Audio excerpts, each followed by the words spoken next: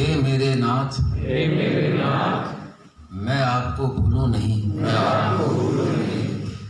हे मेरे प्रभु, मैं आपको भूलूं नहीं, हे मेरे स्वामी, ऐसी कृपा करो कि मैं आपको भूलूं नहीं।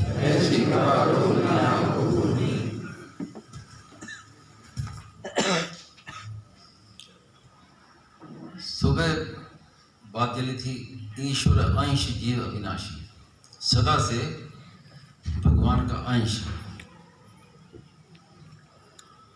अंश कहने में ये समझना चाहिए कि जैसे किसी चीज का हम टुकड़ा करते हैं तो वो टुकड़ा नहीं है जीव, अंश वैसा नहीं है।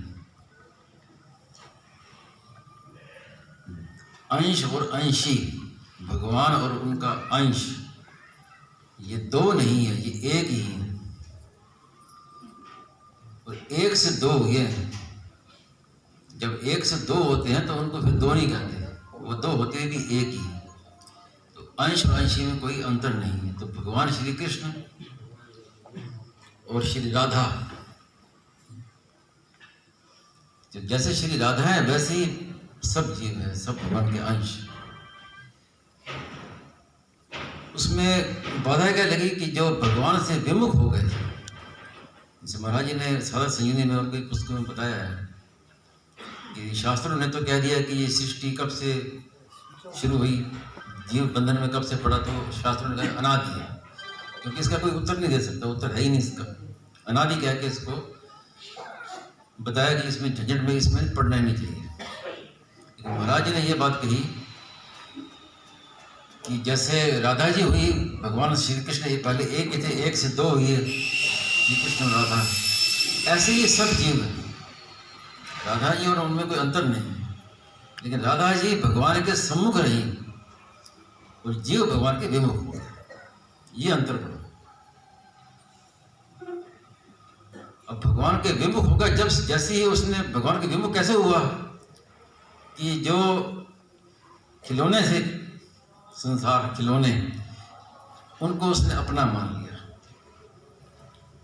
भगवान से विमुख हो कैसे हुआ कि संसार को, नाशवान को अपना मान लिया, और अपना मानते ही वो भगवान से विमुख हो गया।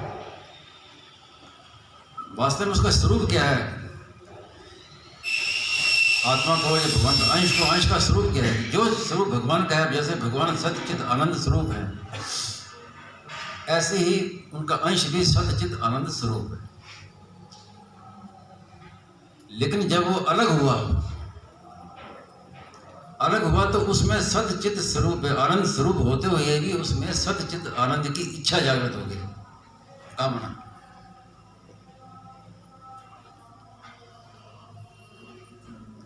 सत्य की इच्छा क्या है कि सत्य का कभी विनाश नहीं होता, अविनाशी।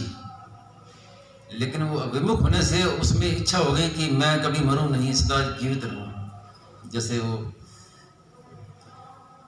रावण का शादी जो हुए, उन्होंने, उनका यही था कि मैं सदा जीवित। हिरण्यकशिपु ने कहा, हिरण्यकशिपु ने तपस्या की कि मैं कभी मरूं नहीं, सदा रहूं मैं। तो वास्तव में तो जीव सदा है ही, लेकिन अब विमुख होने से अब सत्य की इच्छा पैदा हो गई। तो मूल में वो सत्य की इच्छा है। और चित्त की इच्छा क्या है कि मैं सब कुछ जान जाऊं, ये भी जान जाऊं, वो भी जान जाऊं। एक जिज्ञासा होती है बचपन से लेके, ये क्या है, वो क्या है, एक सब कुछ जान जाऊं मैं। ये होगी चित्त की इच्छा। चित्त स्वरूप होते हुए भी चित्त की इच्छा जागृत होगी, कामना पैदा होगी। और आनंद स्वरूप है, सहज सुख राशि, ईश्वर अंश जीव अविनाशी, चेतन अमर सहज सुख राशि। और सुख की खान होते हुए भी सुख की इच्छा हो गई। जब सुख कैसे मिले, और इच्छा कैसे हुई? इच्छा हुई संसार के साथ संबंध जोड़ने से। और अब गलती क्या हो रही है कि उन सदचित आनंद की इच्छा को संसार से ही पूरी करना चाहता है। ये हुई बड़ी भारी भूल। मैं सदा जीता रहूं, कैसे जीता रहूं कि शरीर को लेके, कि मैं मरूं नहीं, मैं शरीर में मेरा सदा रहे। सब कुछ जान जाऊं तो बुद्धि से जान जाऊं सब कुछ, और सदा के लिए सुखी हो जाऊं तो संसार से सुखी हो जाऊं। पैसा मिल जाएगा तो सुख हो जाएगा, स्त्री पुत्र धन आदि ये सब चीज़ें मिल जाएंगी तो सुखी हो जाऊंगा। तो वो जड़ता को लेके वो चाहता है। तो ये है खास बंधन का खास कारण। और भगवान अब ये चाहते हैं कि ये मेरे से विमुख हो गया, अब कैसे सम्मुख हो मेरे। भगवान चाहते हैं कि ये मेरे सम्मुख हो जाए। सम्मुख हो जीव हो जब ही जन्म कोटि अघनाश ही तब ही बंद आवाज आती। इसलिए स्वामी जी महाराज कहते हैं कि हम जब भगवान को कहते हैं कि हे नाथ मैं आपको भूलूं नहीं, हे प्रभु मैं आपका हूं आप मेरे हो, तो भगवान को बड़ी प्रसन्नता होती है। भगवान ये सुनना चाहते हैं, भगवान हमसे सुनना चाहते हैं कि हम कहें कि हे नाथ मैं आपका हूं। जैसे माँ सुनना चाहती है, बच्चा कहता है मैं माँ मेरी माँ, तो उसको एक आनंद आता है। तो भगवान को भी आनंद आता है कि ये मुझे कह रहा है कि मैं आपका हूँ। तो भगवान सुनना चाहते हैं। अब इसके लिए भगवान को भी चिंता लगी कि बेटा बच्चा मेरा मेरे से विमुख हो गया, अब कैसे मेरे सम्मुख हो। तो उसके लिए भगवान क्या करते हैं कि संत रूप से आते हैं। कितने संत आए, ये संत का ये बहुत कृपा है। संत रूप से भगवान आते हैं जीव को अपने सम्मुख करने के लिए। और संतों ने फिर आगे बहुत लोगों को उपाय बताए, रास्ता बताया, मार्ग दिखाया, प्रकाश दिया। स्वामी महाराज ने खुद कहा कि मैं बचपन से इस खोज में लगा हूं कि जीव का कल्याण जल्दी से जल्दी कैसे हो, हर एक को कैसे हो, जल्दी से जल्दी कैसे हो, और सुगम से सुगम उपाय सुगमता से कैसे हो। ये स्वामी महाराज ने कहा कि ये मेरी बचपन से थी लगन, और इतने उपाय सुगम बता दिए कि वैसे उपाय मिलते नहीं हैं। तो उसी में ये एक सुगम उपाय बताया कि स्वीकार कर लो कि मैं आपको हूँ, आप मेरी हो, मेरे तो दूसरे को बात दूसरों ना कोई। तो स्वीकृति तो हमने कर ली, लेकिन मनुष्य का एक स्वभाव है ना कि कुछ ना कुछ करना, क्रिया। गीता में है कि एक क्षण भी क्रिया किए बिना मनुष्य रह नहीं सकता। तो स्वीकार तो कर लिया, अब क्रिया क्या करे। तो क्रिया के लिए कहा कि भाई पुकारो भगवान को, हे नाथ मैं आपको भूलूं नहीं, पुकारो। ये है क्रिया। वास्तव में क्रिया की जरूरत नहीं है, लेकिन क्योंकि क्रिया बिना रह नहीं सकता, तो अब ये नहीं करेगा तो फिर और कुछ करेगा, कुछ न कुछ तो करना ही है। तो आपने ये करो, भगवान को पुकारो। सब काम करते हुए, संसार का काम वास्तव में भगवान का ही काम है, घर का काम वास्तव में भगवान का ही काम है। वो सब काम करते हुए भी बीच में एक बार पुकार ले, हे नाथ हे मेरे नाथ हे नाथ, भूलो नहीं।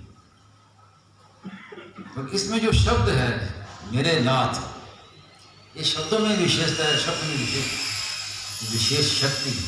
नाथ शब्द, नाम तो भगवान के कई हैं, लेकिन नाथ ही शब्द दिया महाराज जी स्वामी महाराज। शरणानंद जी महाराज हुए, उनका भी यही नाथ शब्द में जोड़ था। तो उन्होंने बताया कि मनुष्य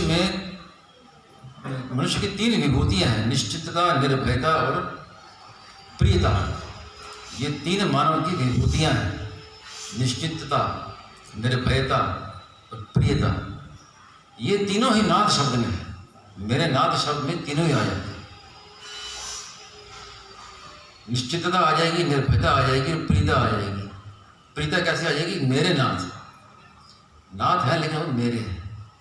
तो प्रियता का एकमात्र साधन यही है, अपनापन। स्वामी महाराज ने कहा कि पहले संतों ने, शास्त्र में कई बात बताई कि ये तपस्या करने से प्रेम की प्राप्ति होती है, यज्ञ करने से होगी, तीर्थों में जाने से होगी। महाराज ने कहा नहीं, किसी भी साधन से, तीर्थ व्रत यज्ञ आदि से प्रेम की प्राप्ति नहीं होती। प्रेम प्राप्ति का एकमात्र उपाय है अपनापन। और अपनापन से बढ़कर कोई योग्यता नहीं है, कोई साधन नहीं है, कोई सामर्थ्य। सबसे बड़ा एक छोटा बालक होता है, उसमें एक अपनापन, माँ मेरी है, इसके अलावा और क्या है। ना कोई योग्यता है, ना कोई बल है, ना सामर्थ्य, कुछ भी नहीं है। लेकिन इस अपनेपन के बल से सब काम उसका माँ करती है। बच्चा कुछ भी नहीं करता, सब काम माँ करें।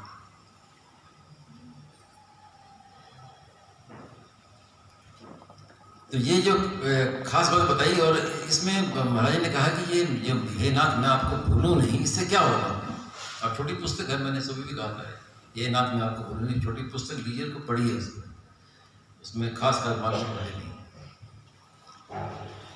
तो महाराज ने कहा कि आप नकल से असर हो जाता है, आप नकल शुरू कर दो तो असर हो जाएगा, असली हो जाएगा। तो आपका मन लगे या ना लगे, पुकारो भगवान को, हे नाथ मेरे आपको बोलो, हे मेरे नाथ, हे मेरे नाथ, पुकारते रहो। पुकारते पुकारते क्या होगा कि ऐसी एक पुकार निकलेगी कि उस एक ही पुकार में भगवान आ जाएंगे। और क्या बताया कि हे मेरे नाम, अभी था नहीं कहा, था कहने से पहले भगवान आ जाएंगे आपसे, यहां तक ये काम होना है। तो उस एक के लिए ये है कि बार बार कहो हे नाथ मैं आपको भूलूं। जैसे गरुड़ जी ने, गरुड़ नहीं है, गजेंद्र ने भगवान को पुकारा, और पुकारते भगवान फट पहुंच गए। ऐसे आए आधे नाम।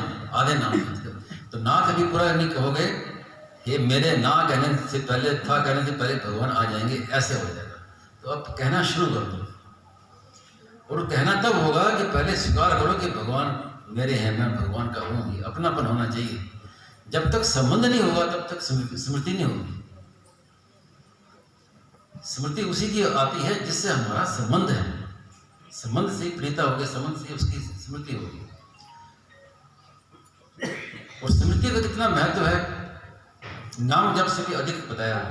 नाम जप भी करते हैं तो भगवान के स्मृति के लिए। यस्य श्रवण मात्रेण जन्म संसार बंधनात् विमुच्यते, जिसके श्रवण करने मात्र से संसार बंधन नष्ट हुए, इतनी स्मृति है। हरि स्मृति सर्व विपत्ति विमोक्षणम। तो स्मृति की विशेष शक्ति है, विशेष ताकत है, उसके लिए ये कहा। और उस विस्मृति में विस्मृति ना हो, स्मृति के लिए ये बार बार ये प्रार्थना की। और मैं भगवान कहूँ, भगवान मेरे हैं, ये है उसका आधार, शरणागति। ये नाथ मैं आपका हूँ, ये है शरणागति।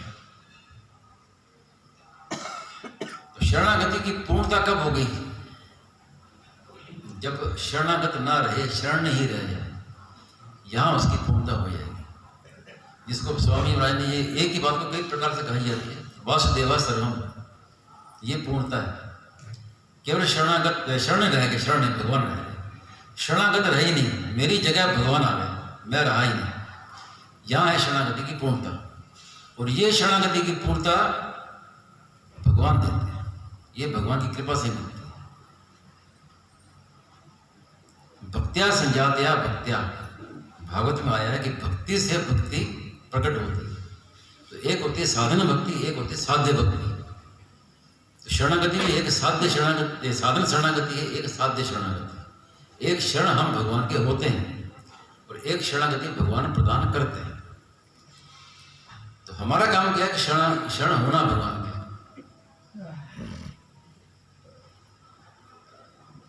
जैसे उदाहरण दिया जाता है कि माँ आ रही है, सिर पर वो पानी का घड़ा रखा है, छोटा बालक आ गया, माँ मुझे गोदी में उठा, माँ गोदी में उठा। और गोदी में कैसे उठाए? तो वो माँ क्या कहती है कि तू अपना हाथ ऊंचा कर, हाथ ऊंचा कर। तो बच्चा क्या है, अपना हाथ ऊंचा करता है, और माँ हाथ पकड़ के खींच लेती है, उसको गोदी में ले लेती है। तो ये है कि शरणागति क्या है हमारी शरणागति इतनी है कि हाथ ऊंचा करती है, हे नाथ मैं आपका हूं, ये हमारी शरणागति। और वो जो शरणागति वो भगवान फिर अपना पूर्ण शरणागति दे देंगे, वो फिर अपनी गोद में ले लेंगे। तो फिर उस पूर्ण शरणागति में क्या है, केवल शरण ही रह जाएगा, शरणागत नहीं रहेगा, पूर्ण शरणागति।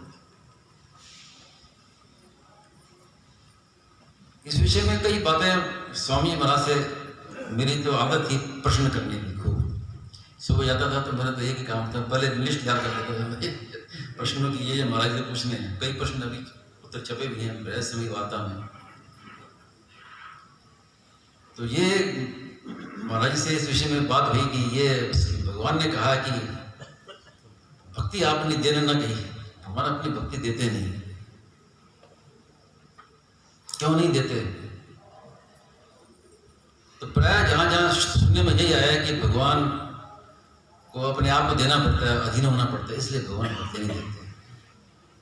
तो स्वामी महाराज हंसे कि बिल्कुल गलत बात है। महाराज जी ने कहा कि भगवान तो अपने आप को देना चाहते हैं, वो देना चाहते हैं कि उन्होंने दे रखे अपने आप को। सर्वस्य चाह हृदय सन्निविष्ट। उपनिषदों में देखो, वेदों में लिखा है कि तत् सृष्टवा तदेवानुप्राविशत्, भगवान ने मनुष्य की रचना की और फिर उसमें प्रवेश कर गए। तो भगवान ने अपने आप दे रखा है, और छोटे होने का भगवान को बड़ा शौक है, क्योंकि ये छोटा होता है वो चाहता है कि मैं बड़ा हो जाऊं, लेकिन भगवान तो सबसे बड़े से बड़े हैं, तो अब उनको छोटा बनने का शौक है, उनको छोटा करके छोटा होने में उनको आनंद आता है। जब वो युधिष्ठिर का यज्ञ हुआ तो भगवान ने पतले उठाई, छोटा काम किया, अर्जुन के सारथी बने। तो छोटा होने में भगवान को आनंद आता है, क्योंकि भगवान तो बड़े हैं ही। तो फिर महाराज ने कहा इसका असली तात्पर्य ये है कि भगवान किसी को अपना दास नहीं बनाना चाहते, अपने से छोटा नहीं बनाना चाहते। भक्त को भगवान छोटा बनना पड़ता है, भक्त छोटा होता है ना, भगवान से दास बनता है, भगवान की अर्चना प्रार्थना करता है। तो वो भगवान नहीं चाहता है, इसलिए संकोच करते हैं भक्ति देने में, कि किसी को भगवान अपना गुलाम नहीं बनाना चाहते। खुद गुलाम बनना चाहते हैं भगवान, लेकिन दूसरे को गुलाम नहीं बनना चाहते। ये उसका रहस्य देने का। तो खास बात जो अभी चल रही है भक्ति की, उसमें यही है कि भक्ति है सर्वोपरि भक्ति है, और अंत में भक्ति में ही आना पड़ेगा, और भक्ति में ही पूर्णता है। कर्म योग ज्ञान योग में पूर्णता नहीं है, उसका एक अलग विषय हो जाएगा कि वो लौकिक साधन है। गीता ने कहा है कि लौकिक साधन, यद सांख्य प्राप्यते स्थानम तत्व ज्ञानपि गम्यते एकम सांख्यम च योगम च, वो दोनों लौकिक हैं, एक ही साधन है। लेकिन भक्ति है ये अलौकिक साधन है। मुक्त होने के बाद भक्ति की प्राप्ति अपने आप होती है, लेकिन जो ज्ञान मार्ग की भक्ति का खंडन करते हैं, भक्ति का आक्षेप करते हैं, निंदा करते हैं, तो उनको फिर भक्ति की प्राप्ति नहीं होती।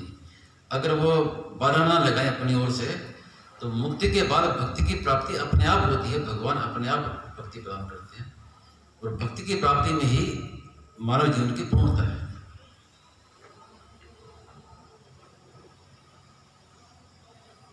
और भगवान देना चाहते हैं भक्ति, क्योंकि आजकल कर्म योग ज्ञान योग के अधिकारी बहुत कम हैं और होना कठिन भी,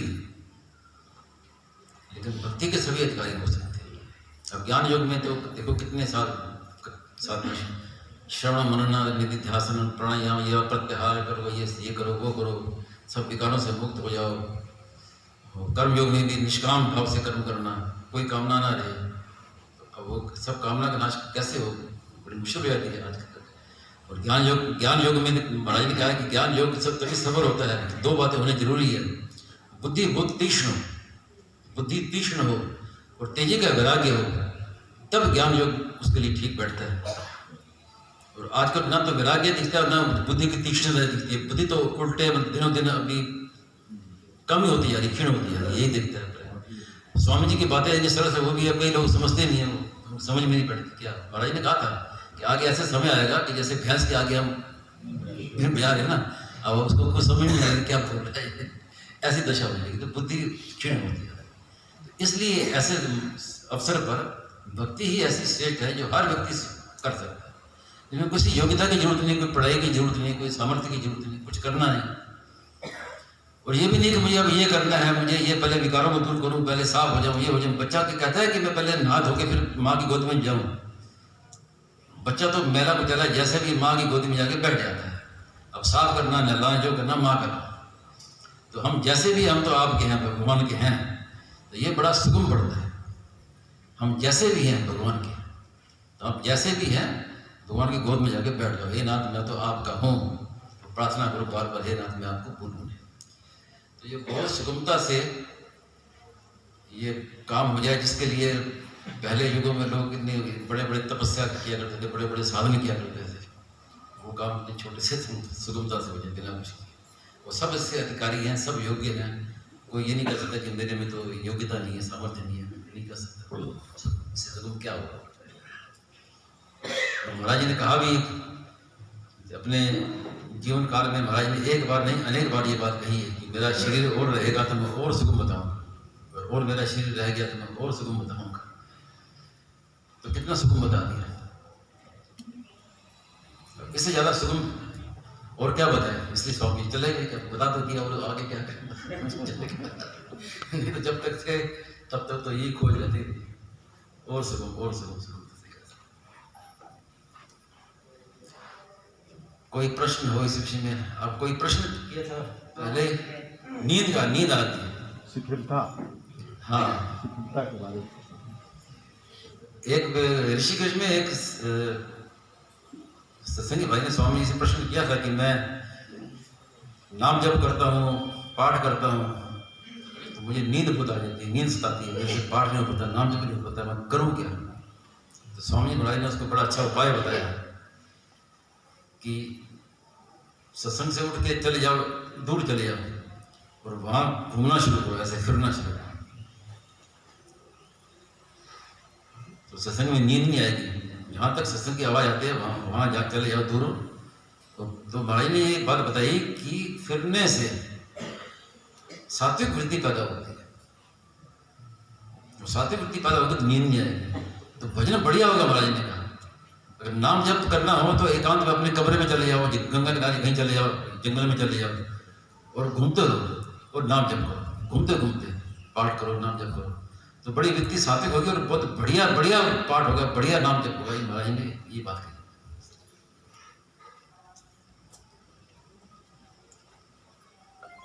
निद्रा है तामसी वृत्ति है, और एक बार ऐसी अनुभव की बात भी ऐसे बताई थी कि जैसे हम किसी गाड़ी में बैठते हैं, जैसे हम बैठे हैं, कोई बात है सोच रहे हैं, समझ में नहीं आ रही है, और मन में हम किसी गाड़ी में बैठे हैं और जा रहे हैं, चल रहे हैं, तो जल्दी समझ में आ जाती है। ऐसे चलने से एक सात्विक वृत्ति पैदा होती है। महाराज जी उसमें बढ़िया भजन होता है, बढ़िया साथ होता है। तो चलते फिरते करो एकांत में। सत्संग में नींद आती हो तो फिर सत्संग में नहीं कि सत्संग में घूमना शुरू कर दे, दूर चले जाओ जहाँ तक आवाज आती है, आवाज आ रही है सत्संग की, सत्संग सुनते रहो और ऐसे फिरते रहो, तो बहुत बढ़िया समझ में आएगी और वृत्ति सात्विक वृत्ति पैदा होगी। और कोई बात हो तो पूछिए। आप कोई बात नहीं बताइए।